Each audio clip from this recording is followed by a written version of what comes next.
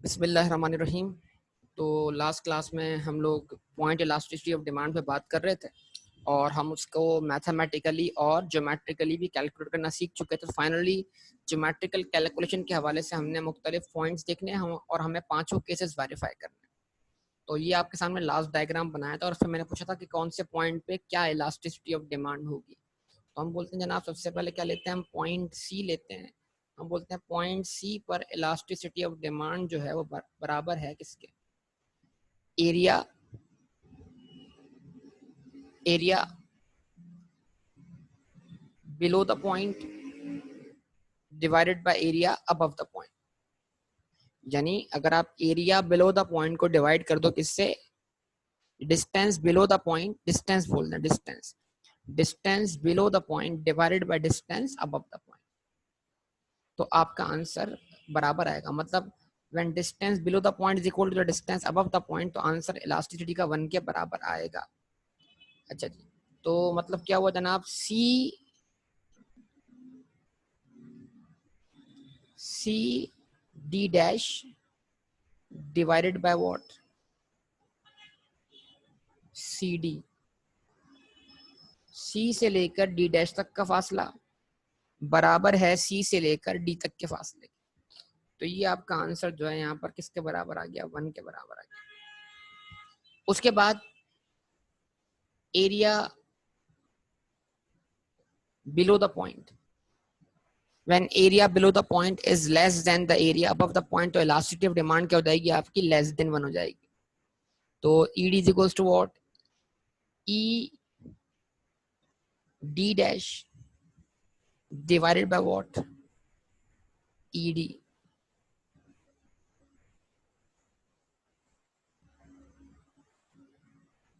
तो ये आंसर क्या होगा आपका, लेस देन 1 हो जाएगा। अच्छा जी, उसके बाद क्या है, इससे अब बी पॉइंट की बात कर लें, elasticity of demand when area below the point that is what, B D dash divided by what, B D. तो area below the point is greater than area above the point, the distance below the point is greater than the distance above the point.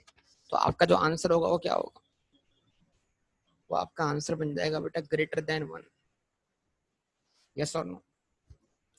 और अब ये दो extreme points रह गए हैं बिल्कुल, एक जो एक्स इंटरसेप्ट पर है और एक जो है वाई इंटरसेप्ट पर है। इसका क्या है जनाब, बड़ा सिंपल है इसका। एरिया बिलो द पॉइंट क्या है, 0 है, और एरिया अबव द पॉइंट क्या है, F D. 0 divide by N number, answer क्या हो जाएगा बेटा, 0 हो जाएगा। अच्छा जी, उसके बाद इधर बात कर लें ए पॉइंट पर। यहां पर क्या है, एरिया बिलो द पॉइंट क्या है, ए डी डैश, लेकिन एरिया अबव द पॉइंट क्या है, 0 है। तो आंसर क्या हो जाएगा आपका, इन्फिनिटी हो जाएगा। तो ये डिफरेंट सिचुएशंस हैं जिसके अंदर हम क्या बोलेंगे कि different situations of point elasticity of demand या different cases of point elasticity. तो आप इसके आप 5 पॉइंट लिख लीजिएगा जनाब। when distance below the point is equal to distance above the point, elastic demand is what, equal to 1. When distance below the point is greater than the distance above the point, elastic demand is what, greater than 1, elastic demand. When distance below the point is less than the distance above the point, the elasticity of demand is called what, inelastic demand. Yes or no? तो ये आप इस पे अंदर ये 5 points लिख लें जो क्या करते हैं इस सिचुएशन को डिफाइन कर। बताइए, कोई इशू तो नहीं है बेटा,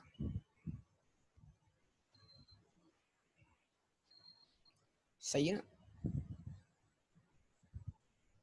यहां तक कोई मसला हो तो बोलिए बेटा। अच्छा जी, ओके, जबरदस्त। आगे बात करते हैं, मजीद बात करते हैं इसके ऊपर।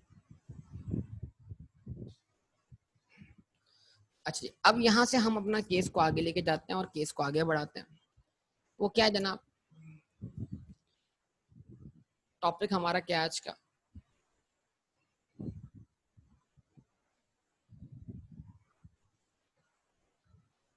different types of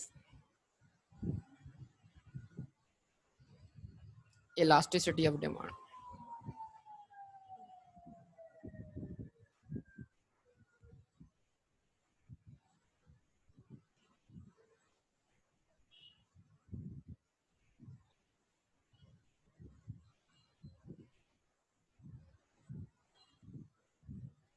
elasticity of demand की डिफरेंट टाइप्स क्या है? ठीक है जी। तो सबसे पहले बेटा number 1, price elasticity of demand.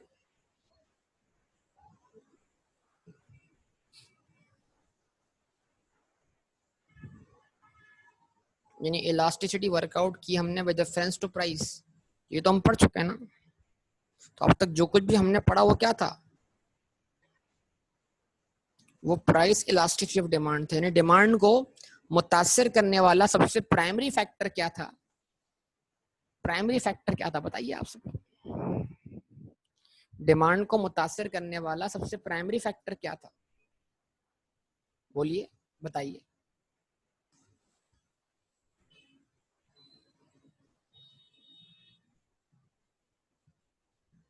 बिल्कुल प्राइस था। तो अब तक जो कुछ भी हमने पढ़ा वो क्या था? वो प्राइस इलास्टिसिटी ऑफ डिमांड ही था ना। Percentage change in quantity demanded due to percentage change in price. तो जब भी लफ्ज इलास्टिसिटी ऑफ डिमांड बोला जाएगा और उसके आगे मेंशन नहीं होगा ये कौन सी इलास्टिसिटी है, तो वो कौन सी इलास्टिसिटी अज्यूम की जाएगी? प्राइस। तो अब तक जो कुछ हम पढ़कर आए हैं वो प्राइस इलास्टिसिटी ऑफ डिमांड था।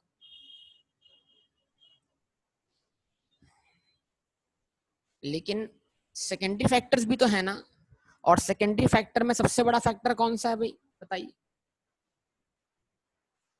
सेकेंडरी फैक्टर में सबसे बड़ा फैक्टर कौन सा है?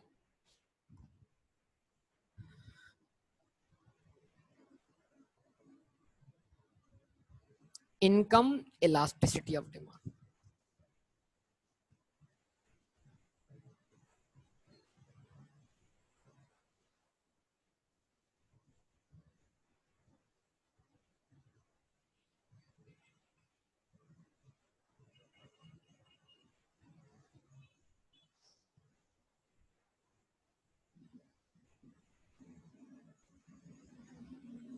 यानी और इकोनॉमिक्स में हम इनकम को डिनोट करते हैं किससे? वाई से। जब भी कहीं पे वाई लिखा हुआ है ना, तो वाई का मतलब आप क्या लेंगे? इनकम, आउटपुट, जीडीपी, ये सब हम पढ़ेंगे आगे चल के। तो इनकम को हम इकोनॉमिक्स में डिनोट करते हैं किससे? वाई से। तो हम उसको लिखते हैं Y E D. Y D मतलब इनकम इलास्टिसिटी ऑफ डिमांड। अच्छा जी। इनकम के बाद, जो इनकम के बाद इंपॉर्टेंट फैक्टर था वो क्या था? वो थे prices of substitutes and prices of complements. Yes और नो? हमने हर चीज वहां पे लिखी है अहमियत के लिहाज से। तो उस चीज को, यानी मतलब अगर एक चीज की डिमांड को उसकी अपनी प्राइस के अलावा किसी और प्रोडक्ट की प्राइस मुतासिर कर रही है, तो फिर उस प्रोडक्ट से कोई ना कोई ताल्लुक तो बनेगा ना इस प्रोडक्ट का। या तो वो सब्स्टिट्यूट है या तो वो कॉम्प्लीमेंट है। यस और नो? क्या ख्याल है? तो थर्ड पॉइंट आपके पास क्या आ गया? थर्ड पॉइंट आपके पास आ गया क्रॉस इलास्टिसिटी ऑफ डिमांड।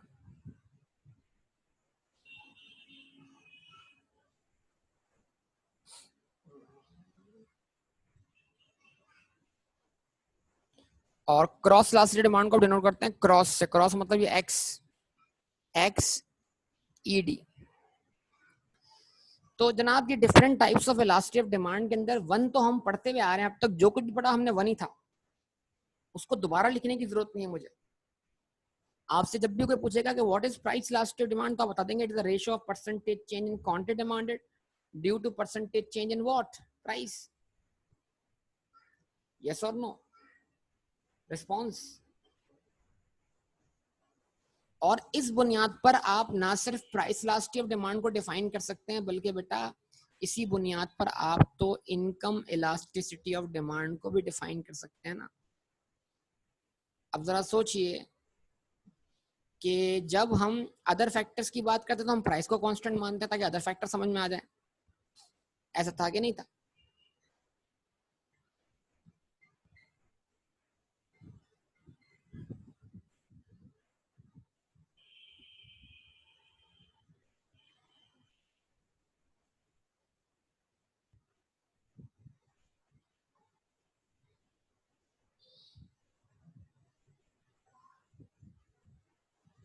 ऐसा ही है ना बेटा? जवाब दीजिए।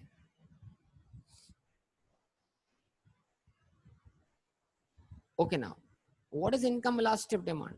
वही है, डेफिनेशन वही है, बस करना क्या है, प्राइस को हटा देना है, प्राइस को हटा देना है और क्या लगा देना है, इनकम लगा देना है। मतलब पहले चेंज आ रहा था प्राइस की वजह से, अब चेंज आ रहा है डिमांड में, किसकी वजह से, इनकम की वजह से। चाहे वो कॉन्ट्रेक्शन और एक्सटेंशन होकर आए, चाहे वो शिफ्ट होकर आए, चेंज तो आएगा ना। एक्सटेंशन और कॉन्ट्रेक्शन से भी क्वांटिटी डिमांडेड चेंज होगी, और शिफ्ट ऑफ डिमांड से भी तो क्वांटिटी डिमांड चेंज होगी कि नहीं होगी? जवाब दें।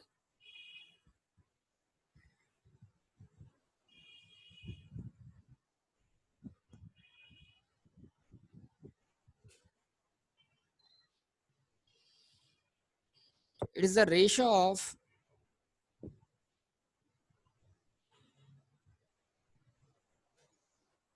percentage change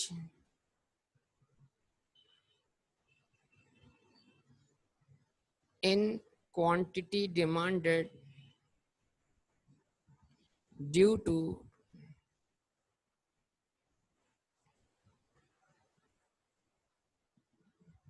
percentage change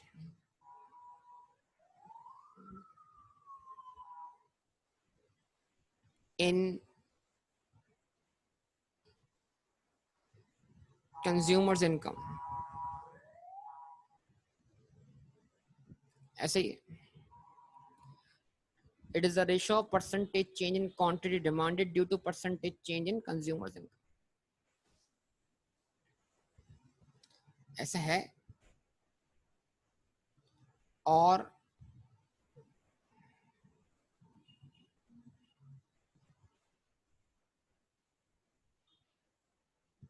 it is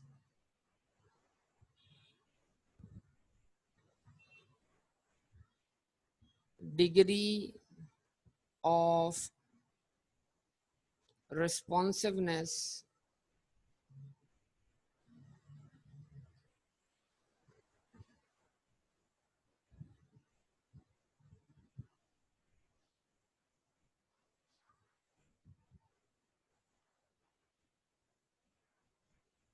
of demand due to change in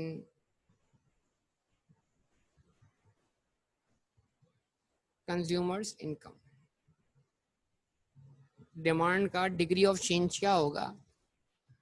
consumer income deal होने से। तो अगर हम निकालते हैं वाई ई डी, तो वाई ई डी का फॉर्मूला क्या बना? हमने कहा वाई ई डी बराबर आया percentage change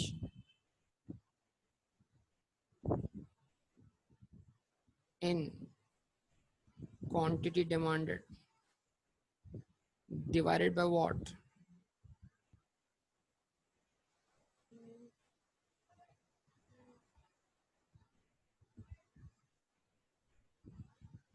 percentage change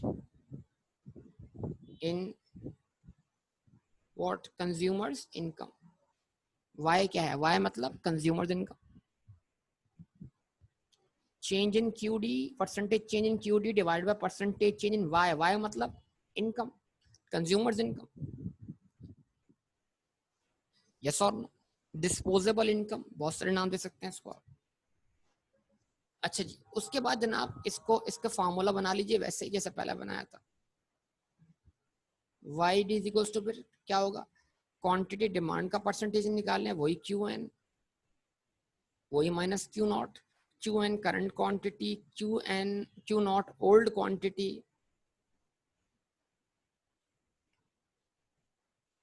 Q N plus Q not divided by what? 2। Change in quantity divided by average quantity.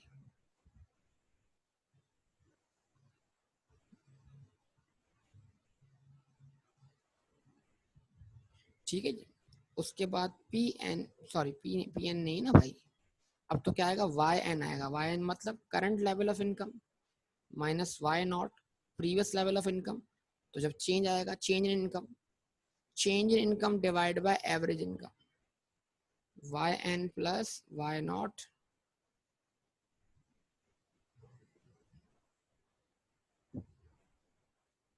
Divided bye 2। यकीन माने कोई नई बात नहीं कर रहा हूँ, बस खाली प्राइस चेंज हुआ है इसलिए इसको जल्दी जल्दी निपटा रहा हूँ, इसमें कोई इजाफी फर्दर बात ही नहीं। बताइए कोई आपको डिफिकल्टी हो रही हो तो बोलिए जरा, बल्कि अगर मैं खाली हिंट देता इसको आप खुद बना लेते। अब इसमें आप अप्लाई करते हैं different cases.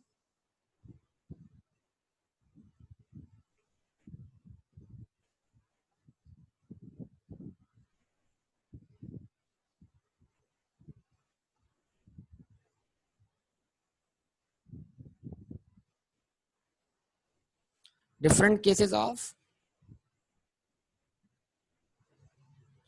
Income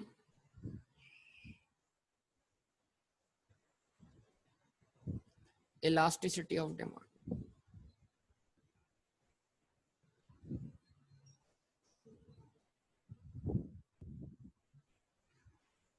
number 1,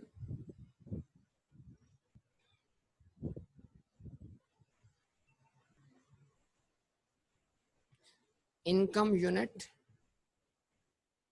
elastic demand.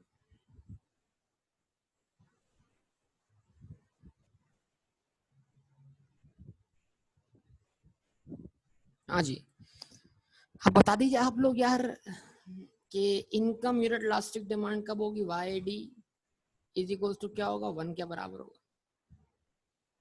कब होनी चाहिए? इनकम इलास्टिसिटी ऑफ डिमांड 1 के बराबर कब होनी चाहिए?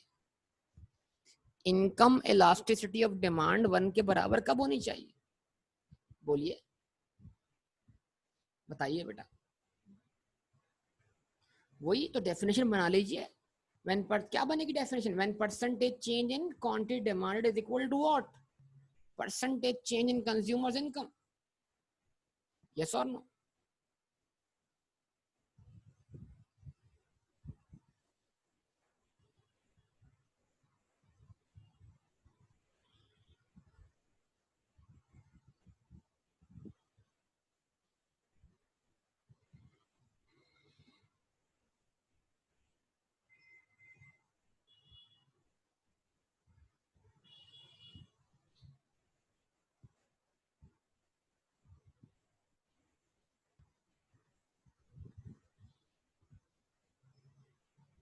in consumers income, when percentage change in quantity demand is equal to the percentage in consumers income,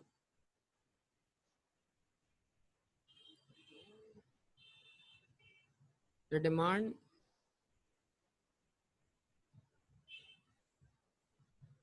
is said to be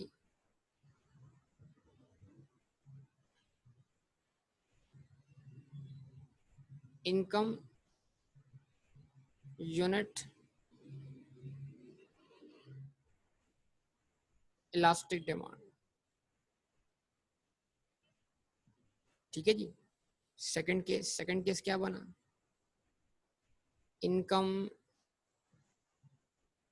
elastic demand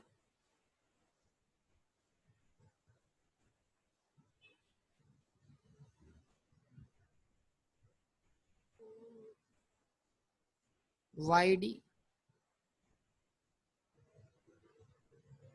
greater than 1। बोलिए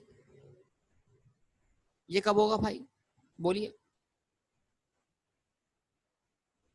आप सब लिख सकते हैं, यकीन मानिए आप सबके दिमाग में आना चाहिए सब कुछ जो मैं लिख रहा हूं। When percentage change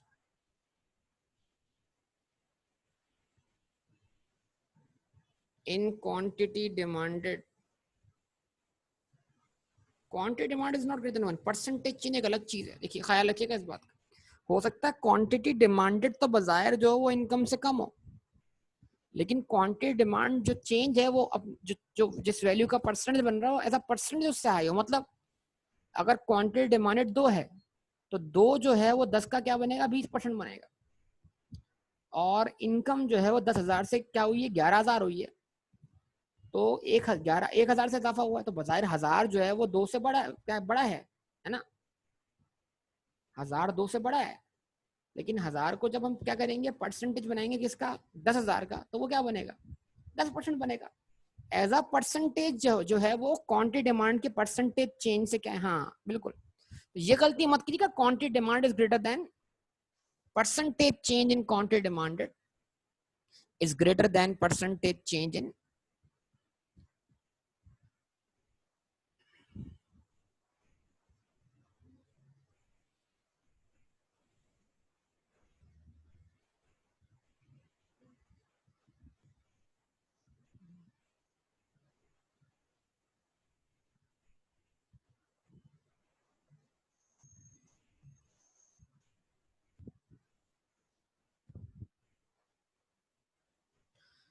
percentage change in quantity demanded is greater than the percentage change in price.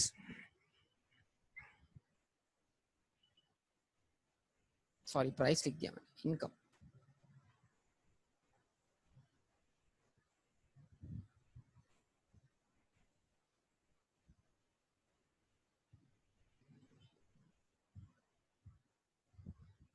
ठीक है, द डिमांड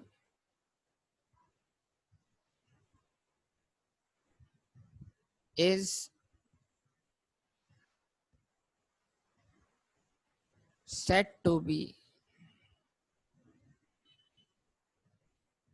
elastic demand.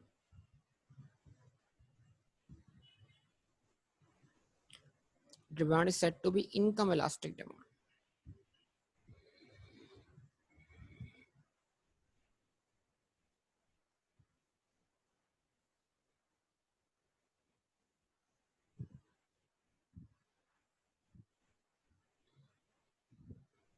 ठीक है जी, ये आपके सामने आ गया पॉइंट। उसके बाद थर्ड पॉइंट क्या होगा हमारे पास,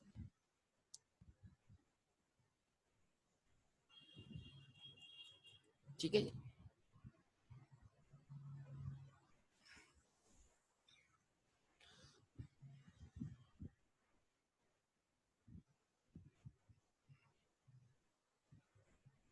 income in elastic demand.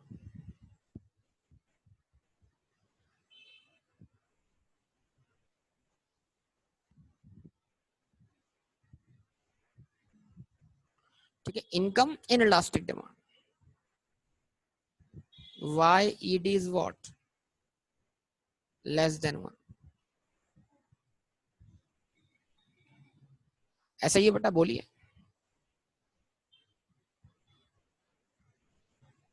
when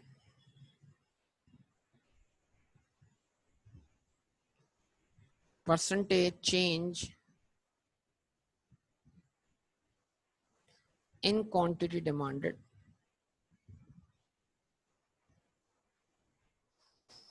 is less than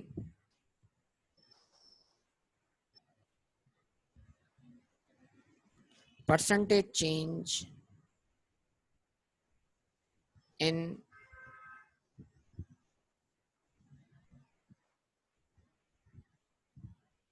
consumers income। ठीक है जी, जब क्वांटिटी डिमांड का परसेंटेज चेंज लेस देन हो किसके परसेंटेज चेंज से, कंज्यूमर इनकम के परसेंटेज चेंज से, तो डिमांड क्या कहलाएगी, the demand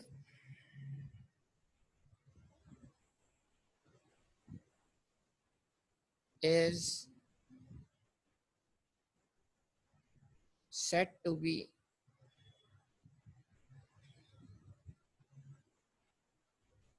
income in elastic demand।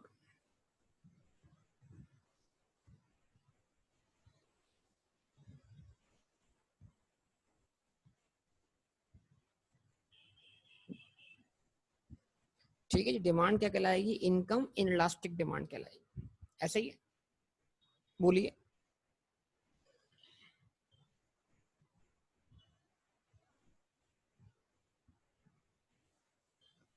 ऐसा ही है ना, तो ये 3 पॉइंट्स आपके सामने आ गए हैं बेटा, और यहाँ पर ये 3 पॉइंट्स ही लिखने हैं आपने बस, ऐसे ही।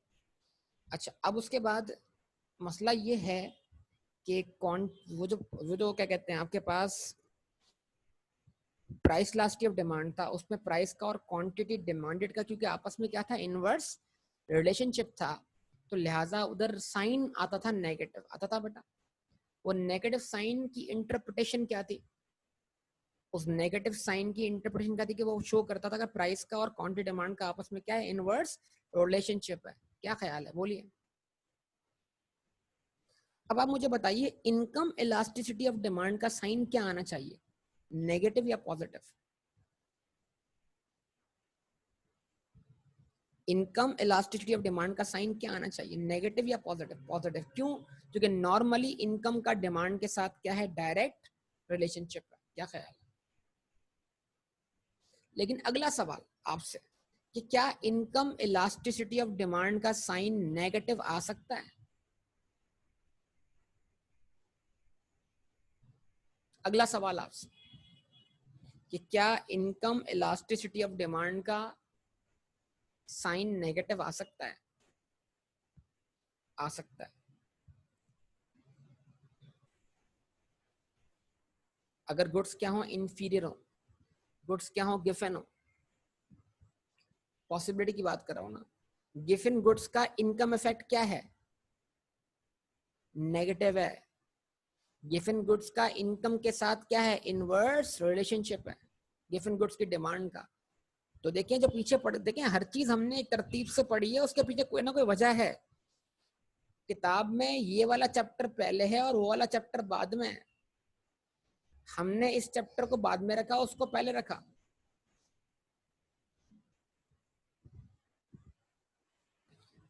समझे बात को? बताइए आप सब लोग। तो इसका मतलब ये हुआ कि इलास्टिसिटी ऑफ डिमांड के, इनकम इलास्टिसिटी ऑफ डिमांड के साइन की भी क्या है, इंटरप्रिटेशन है। If sign is positive means what, goods are normal और सुपीरियर, यस और नो? अगर इनकम इलास्टिसिटी ऑफ डिमांड का साइन क्या है, पॉजिटिव है, तो या तो गुड्स नॉर्मल है या फिर क्या है, सुपीरियर है। बेटा पॉजिटिव साइन की बात कर रहा हूं बासित, पॉजिटिव साइन की बात कर रहा हूं। जब साइन पॉजिटिव है तो गुड्स क्या हैं, नॉर्मल हैं या सुपीरियर हैं। और अगर इनकम इलास्टिसिटी ऑफ डिमांड का साइन क्या है, नेगेटिव है, तो बेटा क्या मतलब इस बात का कि गुड्स या तो इंफीरियर हैं या फिर क्या है, गिवन। ऐसा है कि नहीं, बताइए आप सब लोग। क्या ये बात आपको समझ में आती है बेटा, बोलिए, बताइए सब। ऐसा है ना?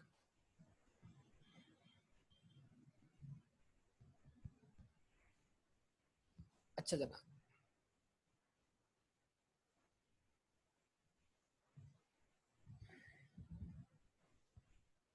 उसके बाद अगर हम आगे बात करें मजीद, तो ये आप नोट कर लेंगे साइन वाली बात अपने पास, ये साइन वाली बात आप अपने पास नोट कर लेंगे बेटा। अभी लिख लें अपने पास, रजिस्टर में नोट कर लें इस बात को।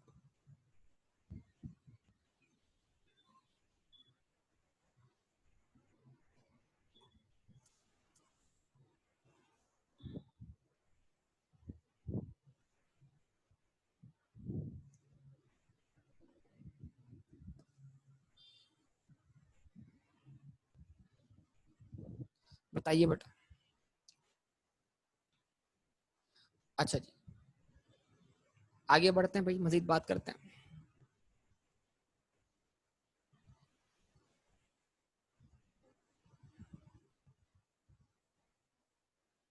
Cross elasticity of demand.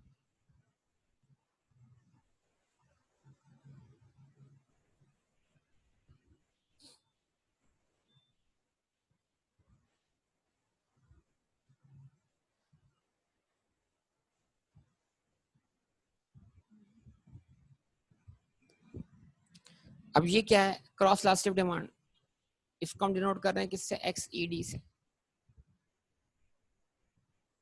बोलिए। It is the ratio of percentage change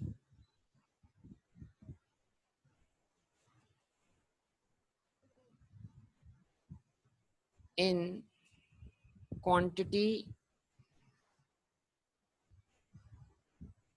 demanded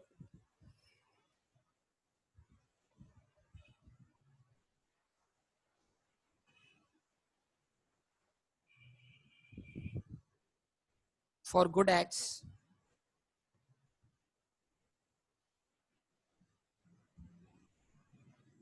due to percentage change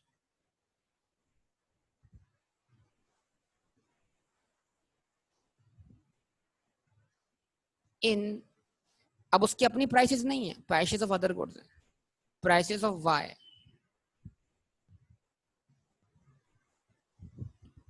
other goods.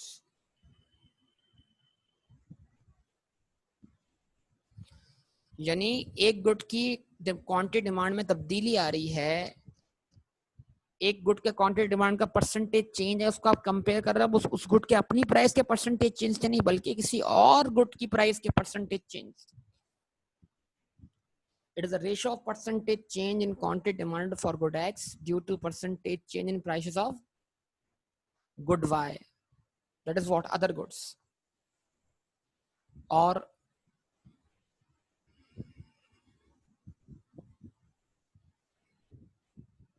it is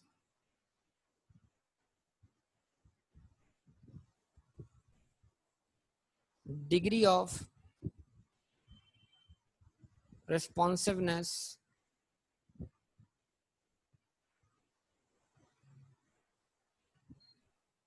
of quantity demanded of good X due to change in prices of Y. ठीक है जी, तो अब इस चीज का विस्तार लिख दें, XED बराबर है किसके, percentage change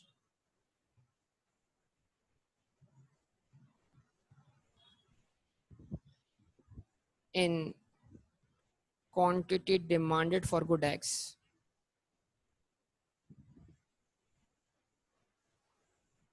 due to percentage change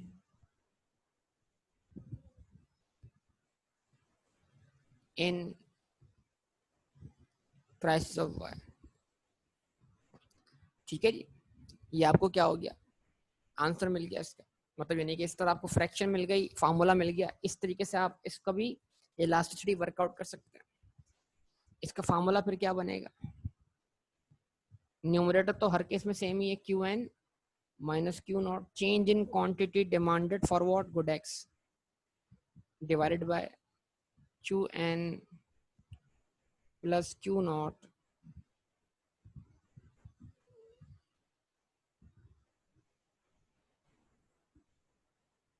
divided by what, 2 divided by what, y लिख रहा हूँ,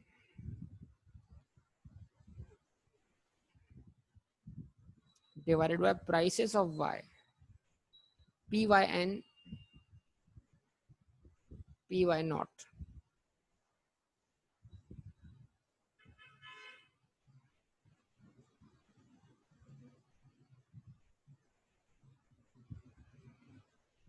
pyn plus py naught divided by 2।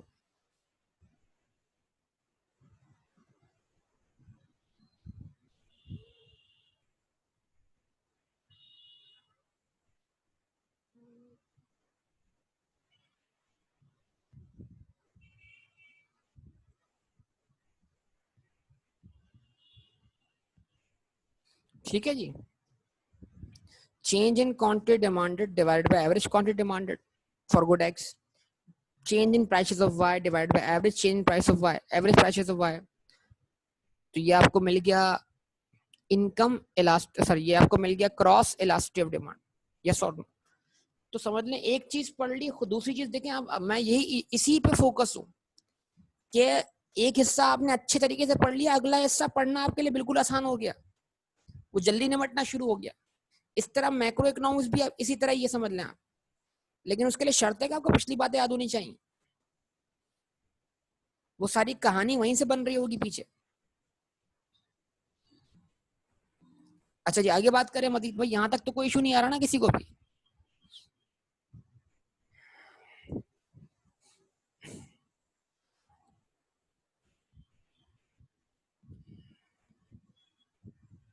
With the help of, ये कंटिन्यू है पॉइंट, फार्मूले के बाद नीचे लिख लीजिएगा, with the help of cross elasticity of demand,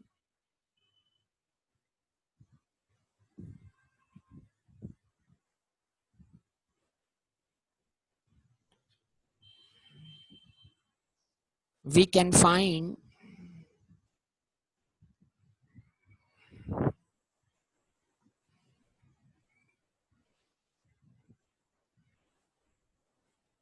whether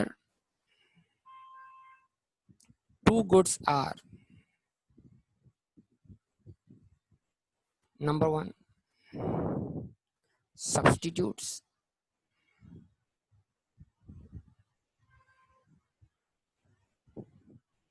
number two,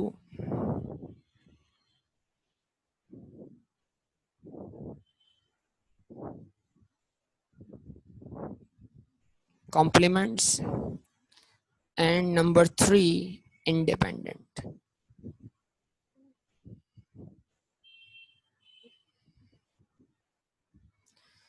ठीक है जी। क्रॉस इलास्टिसिटी ऑफ डिमांड के जरिए हम ये मालूम कर सकते हैं कि दो गुड्स का आपस में क्या रिश्ता है, क्या वो दो गुड्स सब्सटीट्यूट्स हैं, क्या वो दो गुड्स कॉम्प्लीमेंट्स हैं, क्या वो दो गुड्स इंडिपेंडेंट है? जवाब दीजिए। अच्छा जी, ओके, कोई इशू नहीं है। तो अब आपके सामने हम एग्जाम्पल्स देते हैं या क्वेश्चन आपको सॉल्व करने के लिए देते हैं, आप फाइंड करें कि ये गुड्स क्या हैं, सब्सटीट्यूट्स हैं, कॉम्प्लीमेंट या इंडिपेंडेंट। आप कैसे फाइंड करेंगे? क्रॉस इलास्टिक डिमांड का फार्मूला अप्लाई करके। केस वन,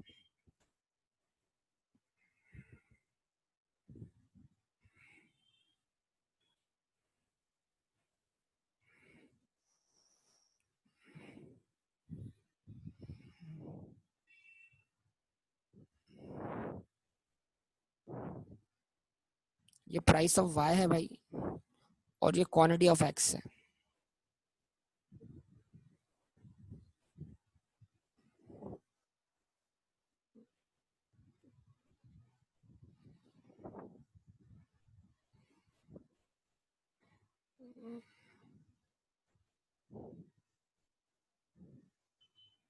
ठीक है,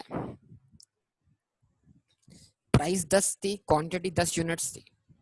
प्राइस 6 रुपए हुई, क्वांटिटी 10 यूनिट से 6 यूनिट हो गई। तो ये जरा आप निकालें क्रॉस इलास्टिक डिमांड का फार्मूला अप्लाई करके और देखें ये गुड्स कौन सी गुड्स है। सही जी, इसको सॉल्व करके बताएं जरा आप। उसके बाद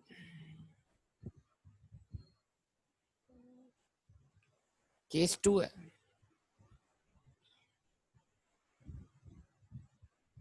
केस टू क्या है?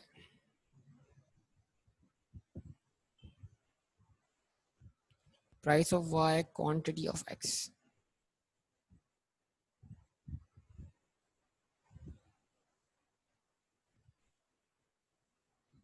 10, 10, 6, 20।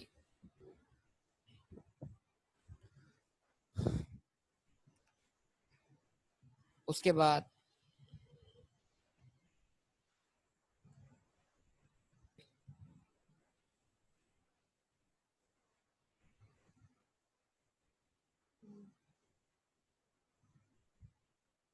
केस थ्री कर लें।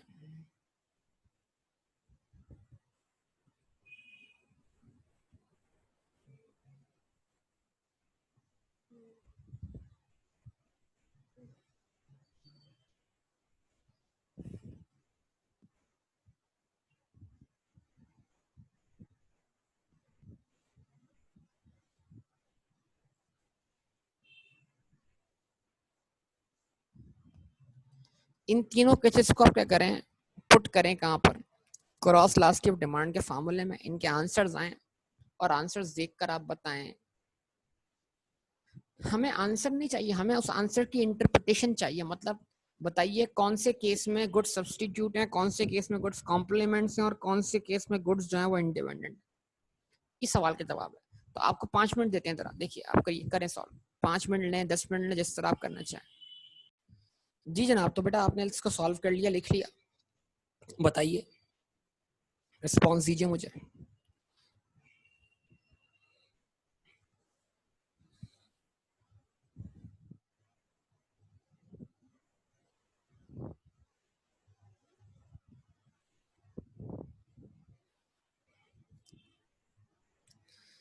तो क्या लिखा आपने बेटा, मैं फिर रिपीट करता हूँ।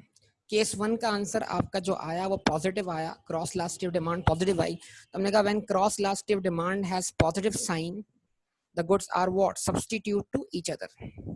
केस 2 का आंसर आपका नेगेटिव आया, हमने कहा when cross elastic demand has negative sign the goods are complement to each other.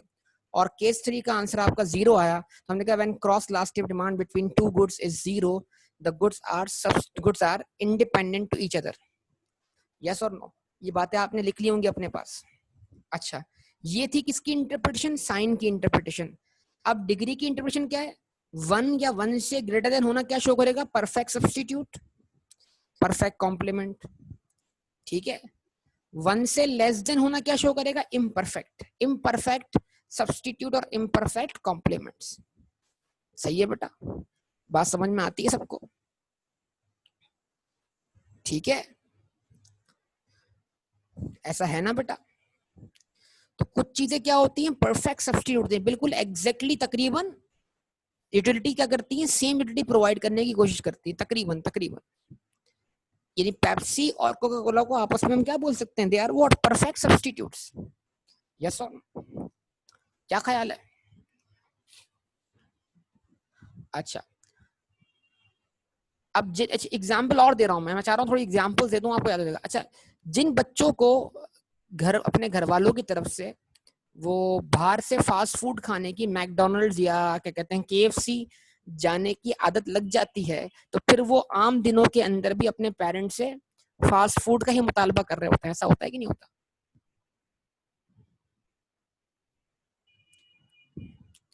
तो फिर इसका सोल्यूशन क्या निकाला गया, frozen food.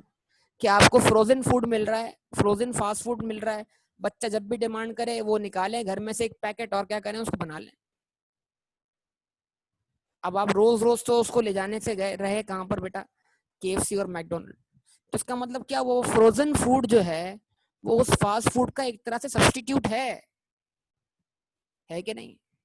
But we can not से it is a perfect substitute. ठीक है, चाय और कॉफी सब्स्टिट्यूट्स हैं। अब किस हद तक परफेक्ट है, किस हद तक इम्परफेक्ट है, डिपेंड करता है। ठीक है, इलेक्ट्रिसिटी आप हैस्को से परचेज करें, इलेक्ट्रिसिटी आप अपना जनरेटर लगा के खुद प्रोड्यूस करें, सब्स्टिट्यूट तो हो जाएगा, लेकिन बात वो नहीं बनेगी जो आपको इलेक्ट्रिसिटी कहाँ से मैसर आती है, सोलर से या मुख्तलिफ तरीकों से, मतलब यानी आपके सामने है। तो मतलब यानी समझाने का मतलब यहाँ पर यह है कि ठीक है जनाब, चीजें सब्स्टिट्यूट होती हैं, ठीक है जनाब, चीजें कॉम्प्लीमेंट्स होती हैं, लेकिन वो परफेक्ट भी होती हैं और इम्परफेक्ट भी होती हैं।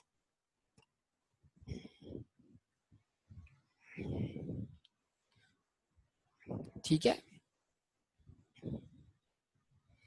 Beef and mutton are substitutes. Beef और मटन जो है वो क्या है, सब्स्टिट्यूट है ना, दोनों गोश्त हैं, बीफ और मटन सब्स्टिट्यूट हैं। लेकिन जहां पर लोगों की तरजीहात, प्रेफरेंसेस ज्यादा बन जाते हैं मटन के हवाले से, शायद उनके लिए बीफ एक्सेप्टेबल ना हो तरजीहात की बिना पर। तो ये जो तरजीहात होती है, लोगों की तरजीहात होती है ना, तरजीहात, किसी एक चीज को ज्यादा तरजीह देना, ये चीज क्या करती है, एक चीज के मुकाबले में दूसरी चीज को उसका इम्परफेक्ट सब्स्टिट्यूट बना देती है। यस और नो बोलिए।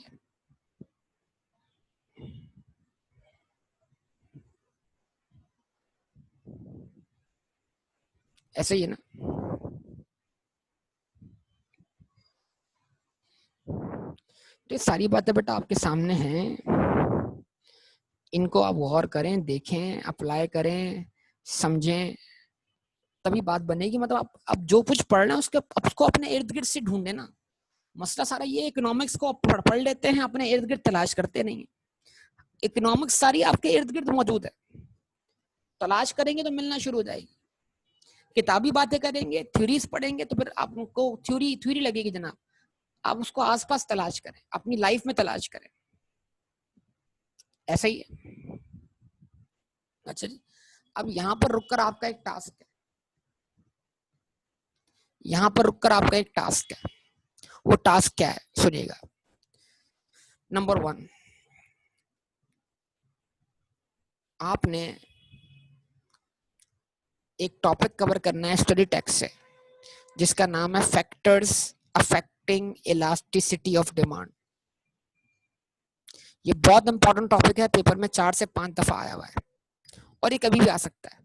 Factors affecting elasticity of demand, वो कौन से फैक्टर्स हैं जो इलास्टिसिटी ऑफ डिमांड को तय करते हैं। देखें, फैक्टर्स अफेक्टिंग डिमांड और बात है, और factors affecting elasticity of demand और बात है। और एग्जाम में कितनी बड़ी गलती के चांसेस हैं कि लोग क्या रिक्वायर्ड था और क्या लिख कर आ गए। तो there is a difference between factor affecting demand and factor affecting elasticity of demand. तो मैं आपको पढ़ने की क्या बोल रहा हूँ, मेरे ख्याल से स्टडी टेक्स्ट खोलेंगे, पहला ही टॉपिक होगा इसमें, इस चैप्टर में, elasticity of demand, factors affecting elasticity of demand करेंगे बेटा सॉल्व, ये पढ़ के आएंगे आप लोग। नंबर 1। नंबर 2, एक और चीज पढ़नी है आपने, importance of elasticity of demand, कि इलास्टिसिटी ऑफ डिमांड की क्या अहमियत है। हालांकि बता चुका हूं मैं कि फाइनेंस मिनिस्टर के लिए क्या अहमियत है, हुकूमत के लिए क्या अहमियत है, एक शख्स जो अपने प्रोडक्ट की प्राइस बढ़ाना चाहता है या कम करना चाहता है उसके लिए क्या अहमियत है। ये सारी बातें मैं आपसे मतलब मुख्तलिफ पॉइंट पे डिस्कस कर चुका हूँ, लेकिन एक जगह कंपाइल करने की जरूरत है, इस टॉपिक को कवर करें। नंबर 3, अब जिस तरह इलास्टिसिटी ऑफ डिमांड है वैसे ही इलास्टिसिटी ऑफ सप्लाई भी है, समझे बात को। तो अब जब मैं इलास्टिसिटी ऑफ डिमांड को डिफाइन करता हूँ, ratio of percentage change in quantity demanded due to percentage in price, तो मुझे अब इसी डेफिनेशन को चेंज करके क्या लिखना है, it is the ratio of percentage change in quantity supply due to percentage change in price, the supply of such good said to be what. अगर वो आंसर बराबर आता है, unit elastic, inelastic, elastic, मतलब ये तो पहला वाला पेज था ना जिसमें मैंने इलास्टिसिटी ऑफ डिमांड की डेफिनेशन लिखी थी और उसके डिफरेंट केसेस लिखे थे 5, उसी को देखते हुए आपने इलास्टिसिटी ऑफ सप्लाई लिखना और उसके 5 केसेस लिख देना। लिख लेंगे बेटा, जवाब दें। ये अब बड़ा टास्क है आपके लिए, इसको लाजमी कंप्लीट कीजिएगा। तो इंशाल्लाह इस बाकी बात आपसे इंशाल्लाह करेंगे अगली क्लास के अंदर। ओके, अल्लाह हाफिज।